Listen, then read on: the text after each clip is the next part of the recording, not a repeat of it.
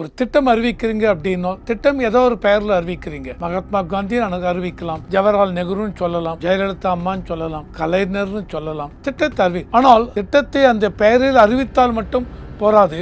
எந்த அளவுக்கு அந்த திட்டத்தை ப்ராப்பராக இம்ப்ளிமெண்ட் பண்ணி என்ன நோக்கத்துடன் இந்த திட்டத்தை கொண்டு வந்தீர்களோ அந்த நோக்கம் நிறைவேறுகிறதா, அதுதாங்க முக்கியம். வேலை வாய்ப்பு கேரண்டி கொடுக்குறாங்க, உத்தரவாதம். Guarantee for Rozgar and Ajeevika mission சொல்றாங்க. இதான் பேரை மாத்திருக்காங்க. கண்டிப்பாக அந்த எம்ஜிஎன் ரேகா மகாத்மா காந்தி பேரில் இருந்த பேரை மாற்றும் பொழுது எல்லாருக்குமே மனசு கொஞ்சம் உறுத்தல் இருக்கும். ஏன்னா மகாத்மா காந்தி அரசியலுக்கு அப்பாற்பட்டவர். அதனால இந்திரா காந்தி இந்த பேர் அந்த பேரில் வைக்கல, மகாத்மா காந்தியின் பேரை வச்சு நீங்கள் மாற்றிட்டீங்களே அப்படின்னு ஒரு நெஞ்சில் உறுத்தல். இதனால் இவங்க எதிர்கட்சிகள் இது ஒரு சான்ஸ் கிடைச்சது, ஆப்பர்ச்சுனிட்டி. அதை இப்போ பார்லிமெண்ட்டை இந்த திட்டம் தான் இல்லை, எல்லா திட்டத்துக்கீழும், அதாவது ஏரிக்கரையை கட்டுறது, குளத்தை இது பண்ணுறது, சாலையை போடுறது அப்படின்னு இருந்தது. ஸோ அதில் 100 நாட்கள் வேலை வாய்ப்பு கேரண்டி உத்தரவாதம் நாங்கள். ஆனால் அதுலேயும் பார்த்தீங்கன்னு வச்சுங்க, அந்த உத்தரவாதத்தில் நிறையாக எல்லாரும் சொல்லுவாங்க 100 நாட்கள் சொல்கிறாங்க, 45 நாள் 50 நாள் தான் வேலை வருகிறது. அதில் இவங்க போட்டிருக்கிற நேமில் நிறைய பேர் வேலையே செய்யாமல் பணம் வாங்கி கொண்டு இருந்தார்கள். அப்படி இப்படி நிறையா கரப்ஷன்லாம் இருந்ததுன்னு இப்போ இந்த ஸ்கீம் பிரகாரம் 100 நாளுங்கிறது 125 நாள் ஏற்றிருக்காங்க. ஆனால் மெயினாக அவங்க இது பண்ணுறது, ஒருத்தர் இந்த மாதிரி கேள்வி கேட்பாங்க. நாளைக்கு இந்தி கூட்டணியில் அவங்க ஏதாவது கொண்டு வந்து இவங்க பேசாமல், இப்போ இதையே பேசாமல் இருந்தாங்கன்னு வச்சுங்க, அந்த கூட்டணிக்கு எவ்வளோ பேர் இவங்க கிளப்புவாங்க. திருப்பரங்குன்றம் இஷ்யூவில் எவ்வளோ பேர் சப்போர்ட் பண்ணீங்க? சப்போர்ட் பண்ணவே இல்லை. அப்போ நீங்கள் எல்லாருமே இந்துக்களுக்கு அகேன்ஸ்டா அப்படின்னு ஒரு கேள்வி இவங்க கேட்டான்னு வச்சுங்க, என்ன பதில் கொடுப்பாங்க சொல்லுங்கள்? தெரியாது. ஸோ அதனால் இதெல்லாம் அரசியல் கட்சிகள் இவங்க கொடுத்துருக்காங்க. இவர் பேசியிருக்கலாம், இல்லை எடப்பாடியை பொறுத்த வரைக்கும் அவருக்கு வேறு ஒப்பீனியன் இருக்கலாம். கூட்டணிக்காக அவர் பேசாமல் இருந்தார்லாம். அண்ணாமலை பேசியிருக்கிறார் அப்படின்னா, அண்ணாமலையும் ஒரு இளைஞர் தலைவர், அவர் என்ன பார்க்குறார்? பொறுத்திருந்து பார்க்கிறார். அதை அதர் சைட்லேருந்து கொஞ்சம் பேச்செல்லாம் சரியாக வரவில்லைனால் அப்போ இவர் அப்படி தான் பேசுவார்.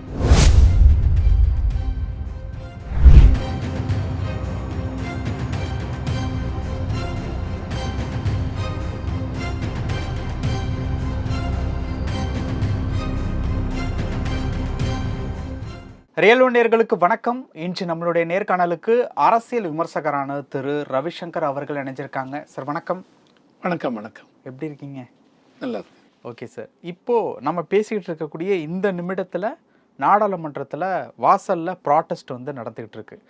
இண்டி கூட்டணி பெயர் மாற்றம் செஞ்சதன் தொடர்பு காரணம்னா அந்த 100 நாள் வேலை திட்டத்தில் மகாத்மா காந்தியினுடைய பெயரை எடுத்துட்டு விக்சித் பாரத் அப்படிங்கிற பேர் கொண்டு வந்ததன் தொடர்பாக தற்பொழுது போராட்டம் நடந்துக்கிட்டு இருக்கு.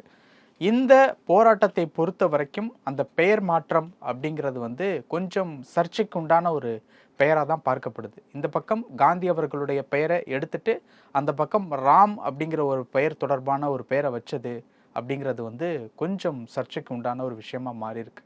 அதே நேரத்தில் நம்ம தமிழ்நாட்டை பொறுத்த வரைக்கும் அதிமுக இதை பற்றி எதுவுமே வாயை திறக்கலையே அப்படின்னு சொல்லி முதல்வர் அவர்கள் கேட்டிருக்காங்க. அதுவும் பெயர்லே அண்ணாவினுடைய பெயரை கொண்டிருக்கக்கூடிய ஒரு கட்சி அப்படிங்கிறதன் காரணமாக அதை சுட்டி காட்டியும் கேட்டிருக்காங்க. இந்த பெயர் மாற்றத்தின் தொடர்பாக நடந்துட்டு இருக்கக்கூடிய இந்த விஷயத்தை நீங்கள் எப்படி பார்க்குறீங்க? அந்த போராட்டம் எது அவங்களுக்கு வெற்றியை கொடுக்குமா எப்படி? ஸோ என்னை பொறுத்த வரைக்கும் என்னுடைய பர்சனல் ஒப்பீனியன் நான் சொல்கிறது, பெயர் ஒரு திட்டம் அறிவிக்கிறீங்க அப்படின்னா திட்டம் ஏதோ ஒரு பெயரில் அறிவிக்கிறீங்க. மகாத்மா காந்தி அறிவிக்கலாம், ஜவஹர்லால் நெஹ்ருன்னு சொல்லலாம், ஜெயலலிதா அம்மான்னு சொல்லலாம், கலைஞர்னு சொல்லலாம். திட்டத்தை ஆனால் திட்டத்தை அந்த பெயரில் அறிவித்தால் மட்டும் போராது. எந்த அளவுக்கு அந்த திட்டத்தை ப்ராப்பராக இம்ப்ளிமெண்ட் பண்ணி என்ன நோக்கத்துடன் இந்த திட்டத்தை கொண்டு வந்தீர்களோ அந்த நோக்கம் நிறைவேறுகிறதா, அதுதாங்க முக்கியம். அதுதான் முக்கியம். ஆனால் இப்போ இந்த எம்ஜிஎன் ரேகா அதில் நீங்கள் பார்த்தீங்கன்னு ரொம்ப நாளாக இருக்குது. மகாத்மா காந்தி பேரில் தினசரி வேலை வாய்ப்பு வருடத்திற்கு 100 நாட்கள் அதை கொடுத்துட்ருக்காங்க கிராமத்து இருக்க இவங்களுக்கு. அது ஒரு நல்ல ஒரு திட்டம், ரொம்ப வருஷமாக ஓடிட்டுருக்கு. இப்போ இவங்க பிஜேபி இது 11வது வருஷம். இது வரைக்கும் அவங்களும் இந்த திட்டத்தை இது பண்ணிட்டு இருந்தாங்க. இப்போ புதுசாக ஒரு திட்டத்தை கொண்டு வராங்க. என்ன கொண்டு வராங்க? Viksit Bharat guarantee for Rozgar Ajeevika mission. Viksit Bharat guarantee அந்த ஸ்கீமுக்கு வேலை வாய்ப்பு கேரண்டி கொடுக்குறாங்க, உத்தரவாதம். Guarantee for Rozgar and Ajeevika mission சொல்கிறாங்க. இதான் பேரை மாற்றிருக்காங்க. கண்டிப்பாக அந்த எம்ஜிஎன் ரேகா மகாத்மா காந்தி பேரில் இருந்த பேரை மாற்றும் பொழுது எல்லாருக்குமே மனசு கொஞ்சம் உறுத்தல் இருக்கும். ஏன்னா மகாத்மா காந்தி அரசியலுக்கு அப்பாற்பட்டவர். அதனால் இந்திரா காந்தி இந்த பேர் அந்த பேரில் வைக்கலை, மகாத்மா காந்தியின் பேரை வச்சே நீங்கள் மாற்றிட்டீங்களே அப்படின்னு ஒரு நெஞ்சில் உறுத்தல். இதனால் இவங்க எதிர்கட்சிகள் இது ஒரு சான்ஸ் கிடச்சது, ஆப்பர்ச்சுனிட்டி. அதை இப்போது பார்லிமெண்ட்டை தடுத்து நிறுத்த வேண்டும். அரசியல் அதை வச்சு பண்ணுறாங்க. ஓகேவா? இப்போ நேற்று வரைக்கும் பார்த்தீங்கன்னு வச்சுங்க, அண்ணா டிஎம்கே இருக்கிற வரைக்கும் இந்த ஜெயலலிதா அம்மா உணவகம் ரொம்ப நல்லா போச்சு. ஆனால் இன்றைக்கி பார்த்தீங்கன்னு வச்சுங்க, இப்போ டிஎம்கே ஆட்சிக்கு வந்ததுக்கப்புறம் ஸ்லோவாக அம்மா உணவகம் கூடிய வரைக்கும் இருந்த அத்தனை இதில் ஏதோ இங்கேயும் அங்கேயும் பார்க்கலாம், இழுத்து முடியாச்சு அம்மா உணவகத்தை. அந்த அம்மா உணவகம் மூலம் அந்த அளவுக்கு மக்களுக்கு காலையில் 5 ரூபா 10 ரூபாய்க்கு டிஃபன், அந்த மத்தியானம் பார்த்தீங்கன்னு வச்சுங்க 15-20 ரூபாய்க்கு ஒரு தயிர் சாதம், தக்காளி சாதம், அது எதுன்னு கொடுத்தாங்க. மக்களுமே இதுவாக இருந்தாங்க. ஸோ இப்போது இந்த மாதிரி நீங்கள் சொன்ன மாதிரி அரசியல் எல்லாம் உள்ளே வருது. இதில் இந்த ஸ்கீமை பொறுத்த வரைக்கும் போன ஸ்கீம் எம்ஜிஎன் ரேகா ஸ்கீமில் மெயினாக பார்த்தீங்கன்னு வச்சுங்க, பறந்து இந்த திட்டம்தான் இல்லை, எல்லா திட்டத்துக்கீழும், அதாவது ஏரிக்கரையை கட்டுறது, குளத்தை இது பண்ணுறது, சாலையை போடுறது அப்படின்ட்டு இருந்தது. ஸோ அதில் 100 நாட்கள் வேலை வாய்ப்பு கேரண்டி உத்தரவாதம் நாங்கள். ஆனால் அதுலேயும் பார்த்தீங்கன்னு வச்சுங்க, அந்த உத்தரவாதத்துலேயும் நிறையாக எல்லோரும் சொல்லுவாங்க 100 நாட்கள் சொல்கிறாங்க, 45 நாள் 50 நாள் தான் வேலை வருகிறது. அதில் இவங்க போட்டிருக்கிற நேமில் நிறைய பேர் வேலையே செய்யாமல் பணம் வாங்கி கொண்டு இருந்தார்கள். இப்படி நிறையா கரப்ஷன்லாம் இருந்ததுன்னு இப்போ இந்த ஸ்கீம் பிரகாரம் 100 நாளுங்கிறது 125 நாள் ஏற்றிருக்காங்க. ஆனால் மெயினாக அவங்க இது பண்ணுறது இந்த ஸ்கீமுக்கு நீர்நிலைகள், சாலைகள், சந்தைகள், மற்ற இது.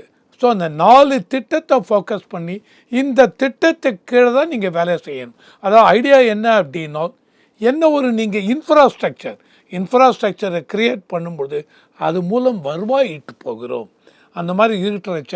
ஸோ இதுதான் மெயின். இந்த 4 ஸ்கீமை வச்சு இதை ஃபோக்கஸ் பண்ண போகிறது 125 நாளைக்கு. இந்த 125 நாளில் இதையும் தாண்டி அக்டோபர், நவம்பர், டிசம்பர் அறுவடை சீசன், விவசாய அந்த சீசன் வந்தால் அப்போ இந்த வேலை இருக்காது. ஏன்னால் இந்த இடத்துக்கு வேலைக்கு வந்து விட்டார்கள் என்றால் அந்த விவசாய பணிக்கு ஆட்கள் இருக்க மாட்டார்கள், குறைவான ஆட்கள் தான் இருப்பார்கள். அந்த மாதிரி இருக்கிறச்ச இவங்களுக்கு அதிக கூலி கொடுக்க வேண்டியிருக்கும் அந்த விவசாய பணிக்கு போகிறதற்கு. அந்த விவசாயிகள் கஷ்டப்படுவார்கள்னு சொல்லிட்டு அந்த நேரத்தில், ஹார்வெஸ்ட் நேரத்தில், ப்ளவிங் விவசாய அந்த உழவர் பணி நேரத்தில், அந்த பீரியடில் இது நடக்காது, இந்த ஸ்கீம் நடக்காது.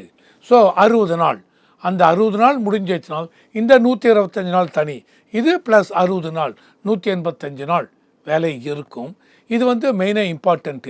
இதையும் தாண்டி பழைய ஸ்கீமில் நீங்கள் பார்த்தீங்கன்னு வச்சுங்க, out and out central government fund பண்ணாங்க. இப்போ சென்ட்ரல் கவர்மெண்ட் என்ன பண்ணிட்டாங்க, ஸ்டேட்டுக்காக இது பண்ணுறோம், அதனால் 60% நாங்கள் கொடுக்குறோம், 40% நீங்கள் கொடுங்க. அந்த மாதிரி கொடுக்கறதுனால ஸ்டேட்டுக்கும் ஒரு ரெஸ்பான்சிபிலிட்டி வந்துடுது. அதாவது முதல்ல எல்லாமே அவங்க கொடுக்கறதுனால ஸ்டேட்டுக்கு அந்த அளவுக்கு பொறுப்புன்னு இல்லை. இப்போ ஸ்டேட்டுக்கும் ரெஸ்பான்சிபிலிட்டி வந்துடுது. மற்ற எல்லா ஸ்டேட்டுக்கும் 60, சென்ட்ரல் கவர்மெண்ட் 60%, இவங்க 40%. வேற hilly regions, north eastern state and Himachal Pradesh அங்கெல்லாம் பார்த்தீங்கன்னு வச்சுங்க 90% சென்ட்ரல் கவர்மெண்ட், 10% ஸ்டேட் கவர்மெண்ட் அப்படின்னு கொண்டு வந்திருக்காங்க. இந்த ஸ்கீம் இன்றைக்கி பில்லை வச்சு பாஸ் பண்ணணும், பார்க்கலாம் இது எப்படி போகிறதுன்னு பார்க்கலாம். ஆனால் பேரை நிற்க விட்டார்களே அப்படின்னு கண்டிப்பாக மனசு உறுத்தல் இருக்கும். ஈவன் நிறைய நேஷனல் இதுலேயே பீப்புளுக்கு மகாத்மா காந்தி பேரே இருந்திருக்கலாமே, ஸ்கீம் மட்டும் இதை மாற்றிருக்கலாமேன்னு இருக்கும், தெரியாது. ஆனால் இது ஸ்கீம் இப்போ கொண்டு வர ஸ்கீமை பார்த்தீங்கன்னு வச்சுங்க, ஓவரால் இந்த ஸ்கீமில் எந்த இதில் ஃபோக்கஸ் பண்ணுறாங்க, எந்த அளவுக்கு இன்ஃப்ராஸ்ட்ரக்சர் க்ரியேட் பண்ண போகிறது, அந்த அளவுக்கு அந்த இன்ஃப்ராஸ்ட்ரக்சர் மூலம் எந்த அளவுக்கு ரிட்டர்ன் நமக்கு திரும்பி இது வரப்போகிறது. அது வந்து எந்த விதத்தில் அரசாங்கத்துக்கு பட்ஜெட் இதுக்கு எந்த அளவுக்கு யூஸ்ஃபுல்லாக இருக்குன்னு பார்க்குறச்ச இந்த ஸ்கீமில் சில சிறப்பு அம்சங்கள்லாம் இருக்குது. அதை வந்து இல்லைன்னு சொல்ல முடியாது. இப்போ இந்த பெயர் மாற்றத்தினால ஏடிஎம்கே எதுவும் வாயை திறக்கல அப்படிங்கிறத கூட்டணியில் இருக்காங்க, அதனால எதுவும் பேசலை அப்படிங்கிற மாதிரி எடுத்துக்கலாமா, இல்லை முதல்வர் அவர்கள் சொன்ன அந்த ஒரு காரணத்தை உண்மை அப்படிங்கிற மாதிரி எடுத்துக்கலாமா? இல்லை, அந்த மாதிரி எடுத்துக்க முடியாது. அதான் இப்போ நான் சொன்னேன், இப்போ என்னை பொறுத்த வரைக்கும் என்னுடைய விருப்பம் இப்படி இருக்குது. அந்த மாதிரி இப்போ டிஎம்கே பொறுத்த வரைக்கும் ஏற்ற மாதிரி மாறும்ல. இல்லை அதான் சொல்கிறேன். இப்போ டிஎம்கே பொறுத்த வரைக்கும் இந்தி கூட்டணியில் காங்கிரஸ் கூட்டணி இருக்கிறதுனால டிஎம்கே அதனால் இவங்க பேசுகிறாங்க அப்படின்னு ஏடிஎம்கே சொல்லலாம். அண்ட் ஏடிஎம்கே பொறுத்த வரைக்கும் எடப்பாடி அவர்கள் இப்போ இந்த ஸ்கீமை படித்து பார்த்து ஸ்கீம் நல்லா இருக்குது, பேர் மாற்றி இருக்க வேண்டாம்னு சொல்லலாம், தெரியாது. அவர் ஆனால் சொல்லவில்லைங்கிறதுக்காக கூட்டணி பிஜேபி கூட்டணியில் இருக்காங்க, இதனால் கூட்டணியில் குழப்பம் வந்துவிடும், அதனால் ஏடிஎம்கே இவங்க சொல்லாமல் இருக்காங்களே அப்படின்னு நான் சொல்ல மாட்டேன். இது வந்து ஸ்டாலின் அவர்களுடைய கருத்தாக இருக்கலாம், அதை கடந்து போக வேண்டியது. ஓகே, அப்போது ஏடிஎம்கே கூட்டணியில் இருக்கிறதுனால சைலண்டாக இருக்காங்க அப்படிங்கிறது நம்ம ஏற்றுக்க முடியாத ஏற்றுக்க முடியாது. அதுதான் நான் சொல்ல வரேன், அது ஏற்றுக்கொள்ள முடியாது. அந்த மாதிரி பார்த்தீங்கன்னு வச்சுங்க, ஒருத்தர் இந்த மாதிரி கேள்வி கேட்பாங்க, நாளைக்கு இந்தி கூட்டணியில் அவங்க ஏதாவது கொண்டு வந்து இவங்க பேசாமல் இப்போ இதையே பேசாமல் இருந்தாங்கன்னு வச்சுங்க, அந்த கூட்டணியில் இருக்க எவ்வளோ பேர் இவங்க கிளப்புவாங்க. திருப்பரங்குன்றம் இஷ்யூவில் எவ்வளோ பேர் சப்போர்ட் பண்ணீங்க, சப்போர்ட் பண்ணவே இல்லை, அப்போ நீங்கள் எல்லாருமே இந்துக்களுக்கு அகேன்ஸ்டா அப்படின்னு ஒரு கேள்வி இவங்க கேட்டான்னு வச்சுங்க, என்ன பதில் கொடுப்பாங்க சொல்லுங்கள்? தெரியாது. ஸோ அதனால் இதெல்லாம் வந்து அரசியல் கட்சிகள் இவங்க கொடுத்துருக்காங்க, இவர் பேசியிருக்கலாம், இல்லை எடப்பாடியை பொறுத்த வரைக்கும் அவருக்கு வேறு ஒப்பீனியன் இருக்கலாம், கூட்டணிக்காக அவர் பேசாமல் இருந்தார்லாம் என்னால் சொல்ல முடியவில்லை. இது என்னுடைய கருத்து. இப்போது அண்ணாமலை அவர்கள் வந்து ஒரு விஷயம் வந்து சொல்லியிருக்காங்க, டிவிகே இப்போ 26 எலெக்ஷனுக்காக இப்போ ஒர்க் பண்ணிகிட்டு இருக்காங்க. அதில் டிவிகேவனுடைய மூத்த நிர்வாகியாக இருக்கக்கூடிய ஐஆர்எஃப் அருண் அவர்கள் வந்து ஒரு விஷயம் சொன்னதுக்கு அண்ணாமலை அவர்கள் வந்து எந்த நாய்வாலை வந்து நிமிர்த்த முடியாது, இந்த நாய்வால் வந்து நேர்மைக்காகவும் மோடி அவர்களுக்காகவும் மக்களுக்காகவும் உழைக்கிற மாதிரியான ஒரு விஷயம் அப்படிங்கிற மாதிரி ரொம்ப காட்டமாக வந்து ஒரு விமர்சனம் வந்து கொடுத்துருந்தார் இப்போ சமீபத்திய ஒரு செய்தியாளர் சந்திப்பில். இப்போது பிஜேபியில் இருக்கக்கூடிய ஒரு நிர்வாகியான அண்ணாமலை தாவேக்காவை அடிக்கிறது அப்படிங்கிறது எப்படி பார்க்குறீங்க? அடிக்கிறதுனா என்ன மீன் பண்ண? கடுமையான ஒரு விமர்சனம் மூலியமா சார், விமர்சனம் கடுமை இதெல்லாம் வந்து பொதுவாக என்ன சொல்லுவாங்க, தலைவர்கள் அப்படின்னு வரும்பொழுது கொஞ்சம் வார்த்தைகளை கடினம் இருக்க வேண்டாமே அப்படிம்பாங்க. ஆனால் இந்த இதில் பார்த்தீங்கன்னு அண்ணாமலையும் ஒரு இளைஞருங்க. நீங்கள் எந்த அளவுக்கு இப்போ டிஎம்கே இதில் பார்த்தீங்கன்னு வச்சுங்க, அவங்க எந்த அளவுக்கு ஸ்டாலின் அவர்களை விட்டுருங்க, மற்றவங்களாம் கீழே வரும்பொழுது அவங்க எந்த அளவுக்கு இளைஞர் லெவலில் இருக்க இவங்க தலைவர்கள் எந்த அளவுக்கு பேசுகிறாங்க அப்படின்னு அவங்கள வார்த்தைகளை நிறைய கடினமான வார்த்தைகளை விடுறாங்க. அதனால அண்ணாமலை ஒரு பதவிக்கு வந்து விட்டார், பொறுப்பில் இருக்கிறார், அவர் இந்த மாதிரி பேசக்கூடாது அப்படின்லாம் சொல்ல முடியாதுங்க. ஏன்னால் மக்களை எதிர்பார்க்கறது என்ன அப்படின்னா, இப்போ நிறையா இப்போ இந்த டிவி இதெல்லாமே பார்த்தீங்கன்னு வச்சுங்க, விவாதம்லாம் போகும்பொழுது காரச்சாரமாக அப்படி ஒரு விவாதம், இவங்க அவங்கள பேசுகிறது, அவர் இவரை ஒருமையில் பேசுகிறது எல்லாமே போயிட்டுருக்கும். கேட்டால் டிவியை பொறுத்தவரைக்கும் ரேட்டிங் இதுவாகும் அப்படிங்கிறாங்க. இந்த இதில் பொறுத்த வரைக்கும் அண்ணாமலை பேசியிருக்கிறார் அப்படின்னால், அண்ணாமலையும் ஒரு இளைஞர் தலைவர், அவர் என்ன பார்க்குறார், பொறுத்திருந்து பார்க்கிறார். அதை அதர் சைட்லேருந்து கொஞ்சம் பேச்செல்லாம் சரியாக வரவில்லைனால் அப்போ இவர் அப்படி தான் பேசுவார். இதை வந்து இவர் பேசக்கூடாது இப்படி இருக்குன்னு நான் சொல்ல மாட்டேன். பிஜேபி தலைவர் அவர் என்ன பண்ணுறார், இன்றைக்கி எங்களை பொறுத்த வரைக்கும் ஸ்ட்ராட்டஜி இப்படி தான் எடுக்கணும், இப்படி தான் பேச போகிறோம், பார்லிமெண்ட்லேயே ஓடுறதுங்க. பார்லிமெண்ட்டில் பார்க்குறீங்களே என்ன மாதிரி பேச்சு நடக்கிறது. கடைசியில் சில இதில் காங்கிரஸ் இதுலேயே சில இதெல்லாம் நீங்கள் பார்த்தீங்கன்னு வச்சுங்க, ஒருத்தர் ஸ்டேட்மெண்ட் விடுவார், ஆனால் அதுக்கப்புறம் காங்கிரஸ் தலைமை இல்லை, அவர் வந்து இண்டிவிஜுவலாக ஒரு ஸ்டேட்மெண்ட் விடுறாரு, இதுக்கு நாங்கள் பொறுப்பு இல்லை அப்படிம்பாங்க. ஸோ இதில் வந்து அண்ணாமலை பேசியிருக்கார். ஒரு எல்லாத்துலேயுமே ஒரு லிமிட் இருக்குங்க. என்னை பொறுத்த வரைக்கும் அண்ணாமலை அப்படிங்கிறவர் அந்த லிமிட்டை தாண்டி போனதா எனக்கு தெரியவில்லை. அந்த எதுக்கு ஒரு எல்லை இருக்குது, அந்த டீசன்சிங்கிற எல்லையை தாண்டியெல்லாம் அண்ணாமலை பேசின மாதிரி எனக்கு தெரியவில்லை. அதுதான் என்னுடைய பாயிண்ட். பல விஷயங்கள் பேசணும், நேரத்துக்கு ரொம்ப நன்றி சார். நன்றி.